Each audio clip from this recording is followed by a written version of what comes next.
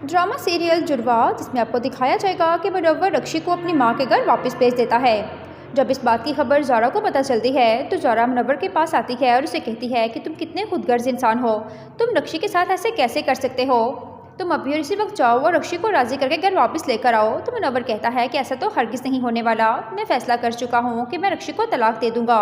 ज़ारा कहती है कि तुम शायद मुझे अच्छी तरह जानते नहीं हो कि मैं तुम्हारा क्या हाल कर सकती हूँ।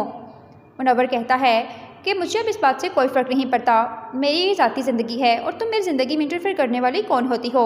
तो ज़ारा कहती है कि तुमने ये सब कुछ दौलत के लिए किया है। तो मुनव्वर कहता है कि हाँ, मैंने दौलत के लिए रक्षी से शादी की थी, क्योंकि रक्षी ने मुझे बताया था कि उसके हिस्से में बहुत ज़्यादा प्रॉपर्टी आएगी, इसलिए मैंने उसे कहा कि अपनी माँ से जाकर प्रॉपर्टी की डिमांड करो।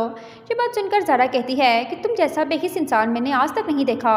रक्षी ने तुम्हारी खातिर क्या कुछ नहीं किया, अपने घर वालों से नाराज़ हो गई सिर्फ और सिर्फ तुम्हारी वजह से, और सब घर वालों के खिलाफ जाकर उसने तुमसे शादी की और तुम ये सिरा दे रहे हो उसकी मोहब्बत का।